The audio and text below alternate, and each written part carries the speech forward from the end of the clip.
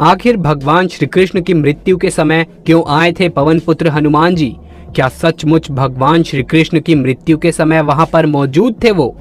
Video में आगे बढ़ने से पहले हमारे चैनल को सब्सक्राइब अवश्य करें और कमेंट बॉक्स में जय श्री राम, जय श्री बजरंगबली अवश्य लिखिएगा। जब जब भगवान श्री राम का नाम लिया जाता है, उनके साथ सदैव हमेशा उनके महान भक्त हनुमान जी का नाम भी अवश्य लिया जाता है, जो स्वयं भगवान शिव के ही अवतार थे। एक महाबली शक्तिशाली देवता जिन्हें हरा पाना किसी के भी बस की बात नहीं थी। यहाँ तक कि भगवान शिव हो, भगवान विष्णु हो, ब्रह्म हो या यम हो, कोई अन्य देवता हो, सभी से इन्हें भिन्न भिन्न प्रकार के वरदान प्राप्त हुए थे, जिसके चलते इनकी शक्ति कई अधिक गुना बढ़ गई थी। हम सब ये जानते हैं कि भगवान हनुमान जी आज भी चिरंजीवी हैं। वो त्रेता युग में स्वयं भगवान श्री राम के साथ भी थे और द्वापर युग में स्वयं भगवान श्री कृष्ण के साथ भी। महाभारत में एक नहीं बल्कि सैकड़ों बार हनुमान जी का जिक्र मिलता है। जहां एक बार स्वयं उन्होंने भीम का घमंड चकनाचूर किया था, तो वहीं महाभारत के युद्ध के दौरान वो सर्वश्रेष्ठ धनुर्धर अर्जुन के रथ के ध्वज पर विराजमान हुए। हम सभी ये जानते हैं कि महाबली हनुमान जी ने कई प्रकार से द्वापर युग में अपनी उपस्थिति जाहिर की थी। वो प्रत्यक्ष रूप से भले ही पांडवों से एक या दो बार मिले हों, लेकिन अप्रत्यक्ष रूप से हमेशा उनके साथ में ही थे। अब जिनके साथ में स्वयं भगवान श्री कृष्ण खड़े हों, उनके पास आखिर भगवान हनुमान जी क्यों नहीं जाएंगे? क्योंकि भगवान श्री कृष्ण ही पहले भगवान श्री राम थे। वहीं द्वारका में भी कई बार भगवान हनुमान जी का जिक्र मिलता है, जहां स्वयं भगवान श्री कृष्ण ने उन्हें आमंत्रित किया, वो भी सिर्फ और सिर्फ उनकी पत्नी सत्यभामा और सुदर्शन और गरुड़, साथ ही साथ बलराम जी का घमंड चकनाचूर करने के लिए। कहते हैं महाभारत के युद्ध के समय में वो प्रत्यक्ष रूप से सबके सामने आए थे, जहां पर स्वयं भगवान श्री कृष्ण के कहने पर और अर्जुन की विनती करने पर ही वो स्वयं उनके शक्तिशाली रथ के ध्वजा में विराजमान हुए थे, जिससे अर्जुन की शक्ति और अधिक गुना बढ़ गई थी, क्योंकि उनका रथ किसी साधारण या दिव्य बाण से छूने पर चकनाचूर नहीं हो सकता था। लेकिन महाभारत का युद्ध खत्म होने के पश्चात में वो वापस पुनः अपने स्थान में चले गए थे, जहां वो सदैव भगवान श्री राम का जाप करते रहते थे।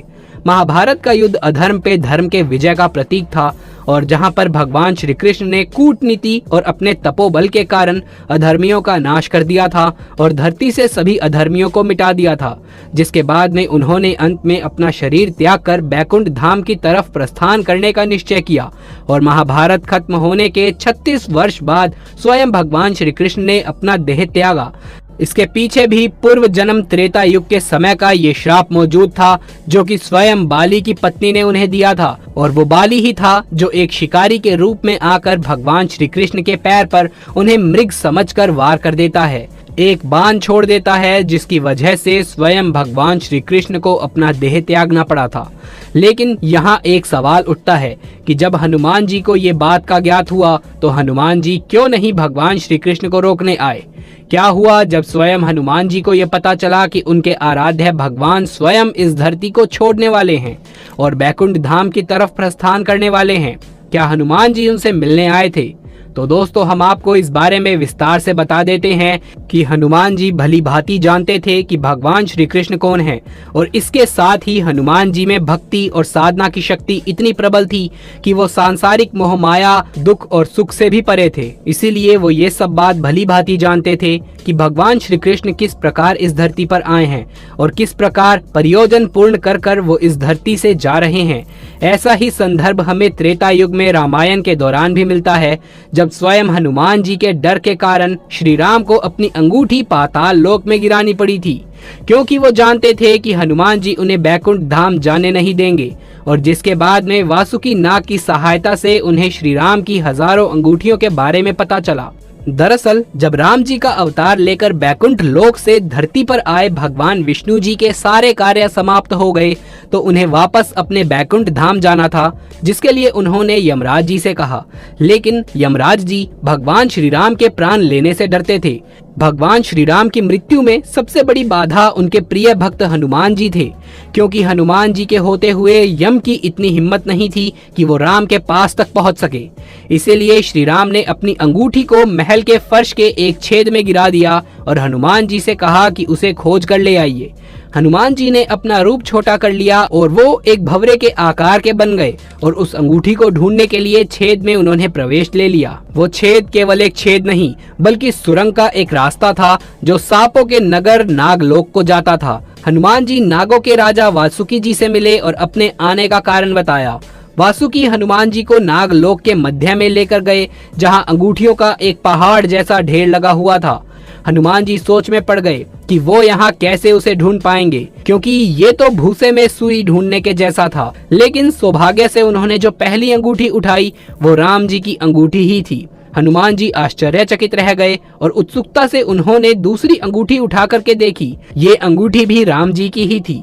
वास्तव में वो सारी अंगूठी जो उस ढेर में थी वो राम जी की अंगूठियां ही थी। सब एक जैसी थी। इसका क्या मतलब है ये हनुमान जी को समझ नहीं आ रहा था।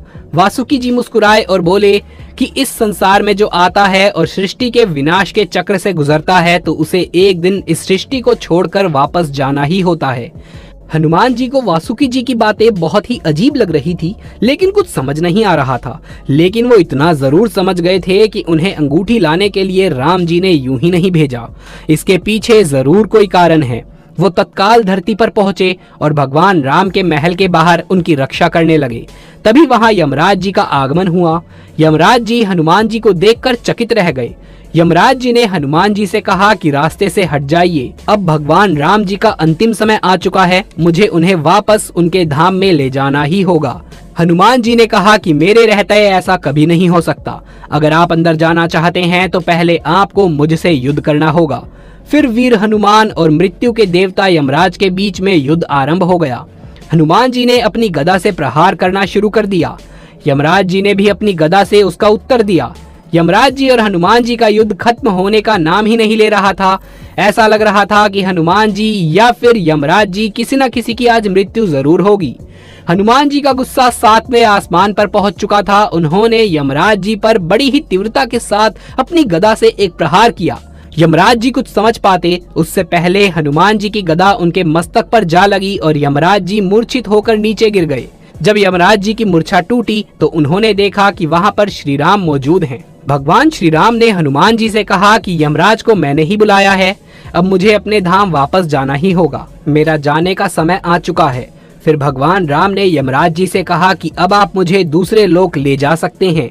इस तरह यमराज जी रामचंद्र जी को लेकर वहां से अंतर ध्यान हो गए। आइए अब बात करते हैं कि क्या सचमुच हनुमान जी भगवान श्री कृष्ण से मिलने आए थे? तो इसका जवाब है नहीं। हनुमान जी सदैव भगवान श्री राम का निरंतर जाप करते रहते हैं। उनके मन में केवल भगवान श्री राम ही मौजूद हैं।